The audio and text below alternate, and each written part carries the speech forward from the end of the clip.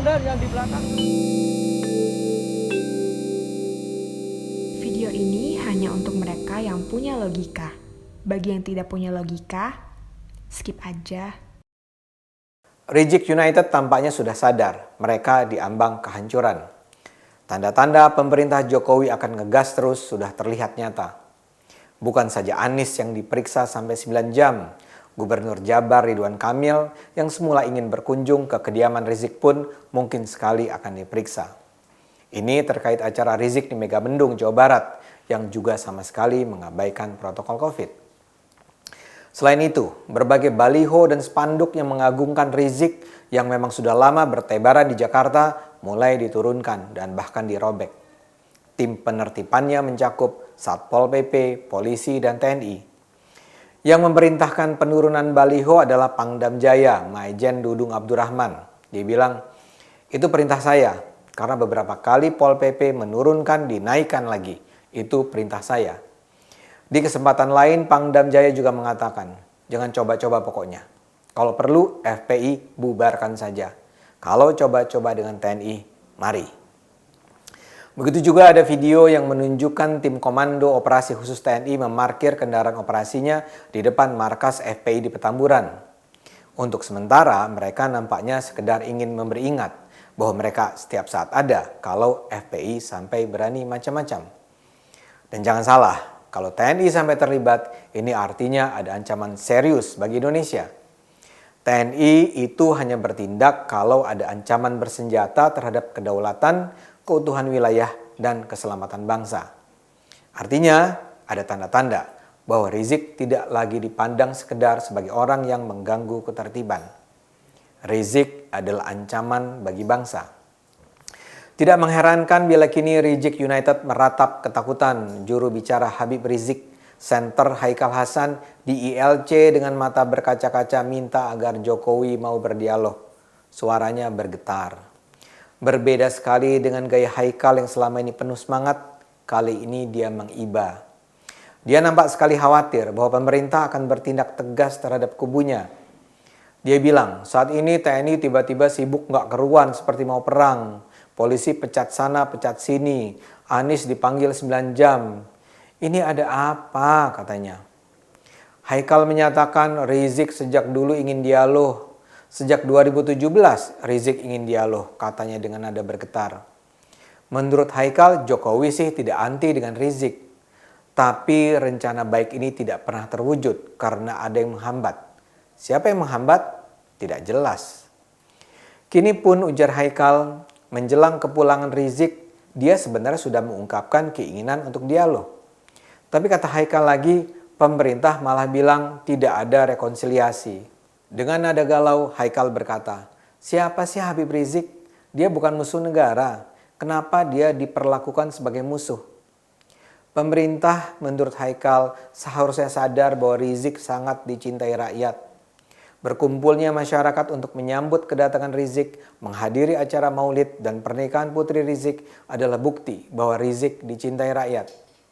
Pemerintah salah memperlakukan Rizik, katanya. Apa sih pelanggaran yang dilakukan Habib Rizik? Tanya Haikal. Kesalahan dia adalah terlalu dicintai rakyat Indonesia. Halu. Kok bisa-bisanya dia bertanya apa salah Rizik? Rizik jelas adalah musuh bangsa Indonesia.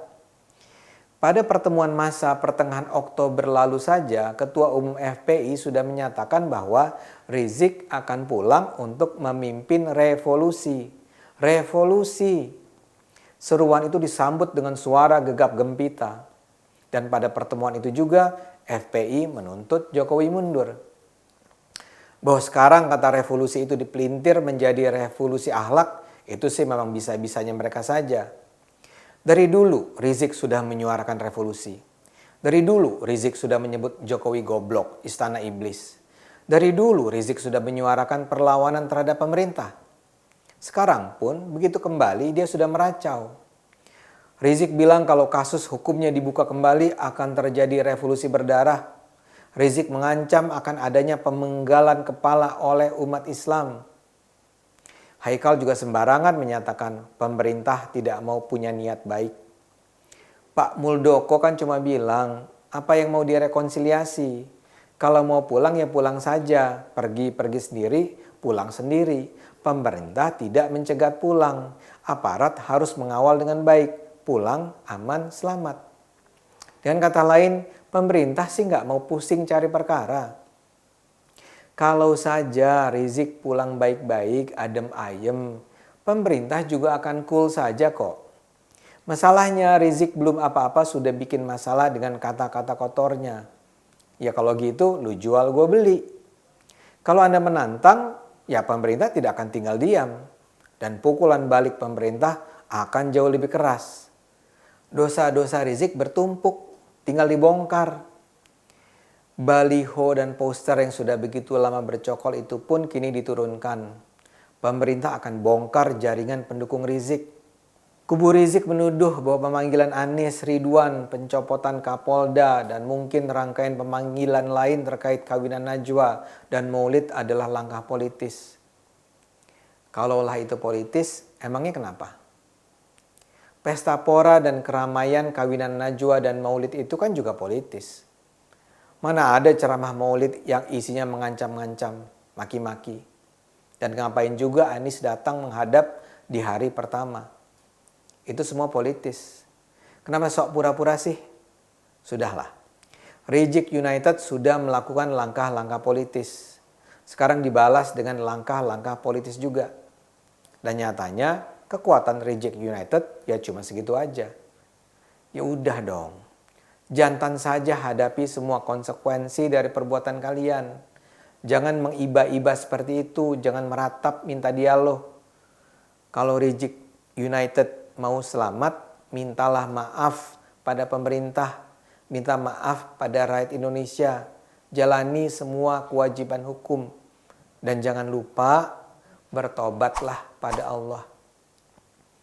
Sementara itu, kita semua jaga terus akal sehat ya. Karena dengan akal sehat, kita semua akan selamat.